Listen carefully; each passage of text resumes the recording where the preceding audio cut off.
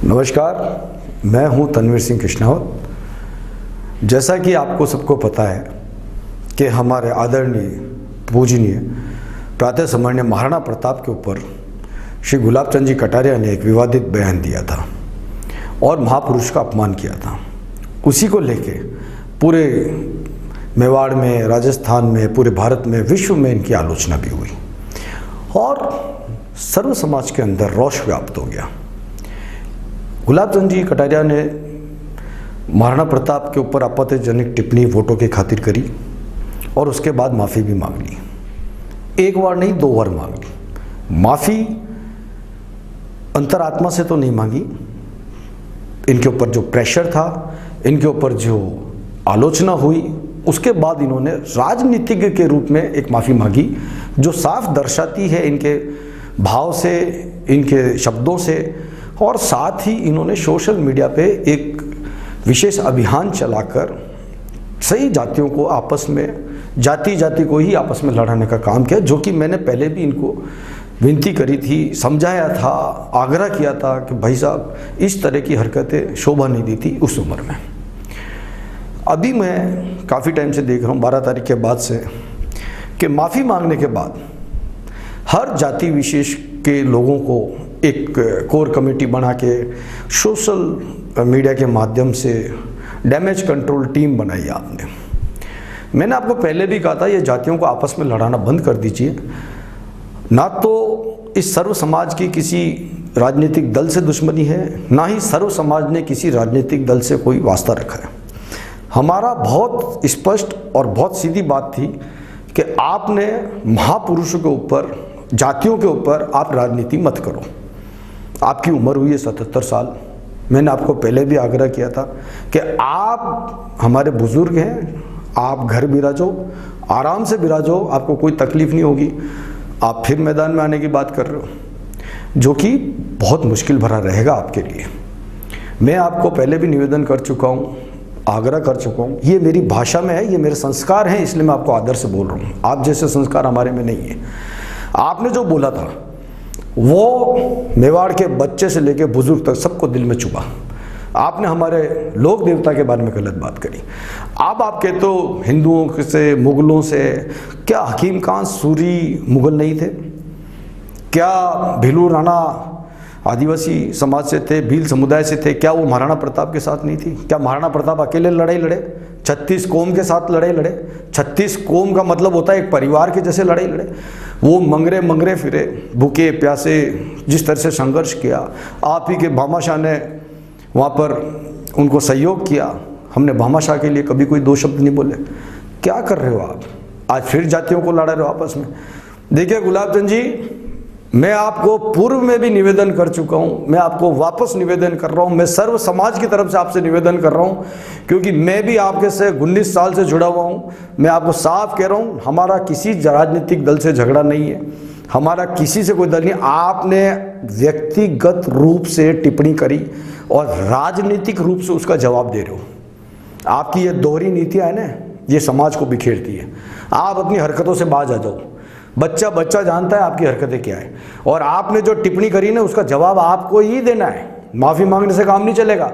आप सोचो कि 4 दूसरी जाति के, 4 इस जाति के खड़े, कोई नहीं, हमारे में कोई जातियों का हमारे फेर नहीं है, हमारे कोई आपस में बेड़ नहीं है।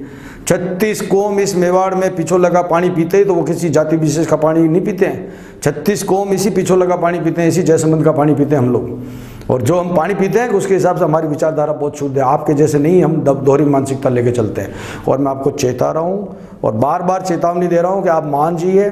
और मैं अपने सभी साथियों को इस वीडियो के माध्यम से निवेदन करूँगा कि आप इनके बहकावे में मत आइए। इनकी एक मंडली है, पूरा मेवाड़ जानता है। इस मंडली का काम ही यही है कि आपस में लड़ाओ और इनकी रोटियां सेको और मस्त रहो। ये महापुरुष के ऊपर आप जो आपत्तिजनक टिप्पणी करी है, ये हमारे को दुखदाई है। अब आप घर बैठा दो। राज्य सरकार के नियम के अनुसार 75 वर्ष से ऊपर के लोग बाजार में भ्रमण करने के लिए पाबंदी है। सीनियर सिटीजन हो आप, आपको घर बैठने के लिए राज्य सरकार ने भी कह रखा है। आप नहीं फिरोगे तो मेवाड़ में कोई बिगड़ने वाला नहीं है। आप वैसे ही 4 दिन से अपने घर पे बैठे हो, आप और थोड़े टाइम अब परमानेंट राजनीतिक रूप से भी आप घर बैठ जाइए। इस तरह की टिप्पणी आपको शोभा नहीं देती है और आपको बैठना ही पड़ेगा। आप चाहे इस रूप में बैठो चाहे किसी भी रूप में बैठो, आपको बैठना तो तय है, क्योंकि ये 36 कौम की लड़ाई है। ये 1-2 दिन की लड़ाई नहीं है, ये उन सभी के लिए सबक है जो आने वाले टाइम में आपके बाद में जो आपके तैयार किए हुए लोग हैं ना, उनको भी बता रहा हूँ, ये लड़ाई लगड़े झगड़े बंद कर दो, सोशल मीडिया पे टिप्पणियां बंद कर दो, किसी को कोई लड़ाने की जरूरत नहीं है, माहौल खराब करने की जरूरत नहीं है आपको। माहौल खराब होगा तो घाटे में आप रहोगे, दूसरा कोई घाटे में रहने वाला नहीं है। और फिर कह रहा हूं मैं आपको कि आप बुजुर्ग हो, आप अपनी मर्यादा में रहो, आप अपनी लिमिट में रहिए। ये जो आप गेम खेल रहे हो ये गलत कर रहे हो आप, और इस तरह से मत कीजिए। 22 तारीख को आपको जवाब दे देंगे, और 22 तारीख को कोरोना काल में कोई बात हुई तो भी हम जवाब देने के लिए, आप जब बाहर आओगे जब जवाब देंगे, आप आराम से घर पे विराजिए, आराम से बैठो।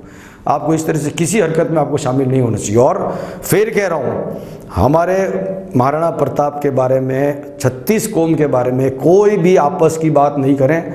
हम हकीम खां सूरी को भी पूछते हैं, हम भीलू राणा को भी पूछते हैं, हम भामाशाह को भी पूछते हैं, और हम सभी को पूछते हैं। जो जो संघर्ष में साथ थे, महापुरुष थे, सब थे। बाबा साहब अम्बेडकर भी हमारे लिए आदरणीय है।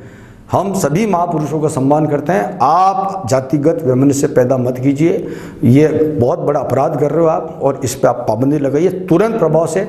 मैं आपसे निवेदन भी कर रहा हूँ और आपको आगाह भी कर रहा हूँ कि आपको सर्व समाज की तरफ से बोल दिया गया है, सर्व समाज यही चाहता है कि आप राजनीतिक रूप से इस्तीफा लेवें, आप घर बिराजें। आप बुजुर्ग हैं, सीनियर सिटीजन हैं, आपने बहुत अच्छा गुलाबाग बनाया है, आप वहाँ पे घूमो।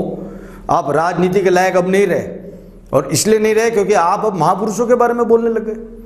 और सबसे बड़ी बात है कि आपने इस टाइप के बाजार में इस टाइप की हरकतें करवा रहे हो। आप छोटी छोटी टीमें बना के आपस में लोगों लड़ो। मैं आपको फिर कह रहा हूँ, आपकी डैमेज कंट्रोल टीम 36 कौम को नहीं लड़ा सकती है। क्या डैमेज कंट्रोल करोगे आपने? पूरे मेवाड़ की इज्जत को डैमेज कर दिया आपने। और फिर ये कि 5-15 लड़कों की टीम आपको क्या बचा पाएगी? पूरा मेवाड़, पूरा राजस्थान का आक्रोश आपके सामने, अभी भी आपकी समझ नहीं है, आपने पूरी उम्र करी है। मैं आपको फिर कह रहा हूँ ये बात, गुलाब चंद जी, आप अपनी बात को समझो। आपने गलत बोला है, आपने महापुरुषों का अपमान किया, आपने मेवाड़ की संस्कृति को धूमिल किया है।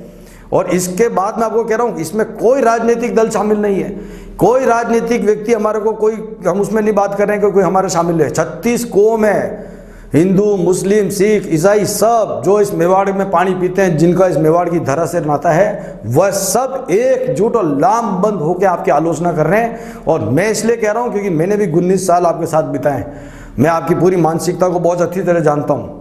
15 दिन में आप अपना रंग बदलोगे, इसको आप सुधार लो। और अब आप घर बैठ जाओ, आप हमारे बुजुर्ग हो, मैं आपको बहुत इज्जत के साथ निवेदन कर रहा हूँ, आपके लिए फ़ायदा इसी में है कि आप घर बैठ जाओ। अब आप पब्लिक मीटिंग नहीं कर सकते हो। वैसे भी ये जो आक्रोश है, इन शेरों का जो आक्रोश है ना, उसको आप रोक नहीं पाओगे, आपकी कोई टीम रोक नहीं पाएगी।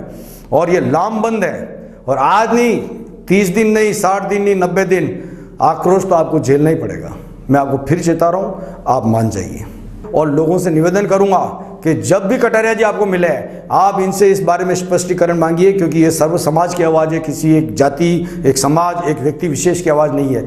ये सर्व समाज, ये मेवाड़ की धरा, मान सम्मान और हमारे महापुरुषों के बलिदान की बात है कि कोई भी एक तुच्छा राजनीतिक आदमी हमारे बारे में कुछ भी महापुरुषों के बारे में बोलेगा, वे हमारे को स्वीकार नहीं होगा। अगर जबान नहीं संभलती है तो अपना घर संभालिए, राजनीति में आपको करने की जरूरत नहीं है।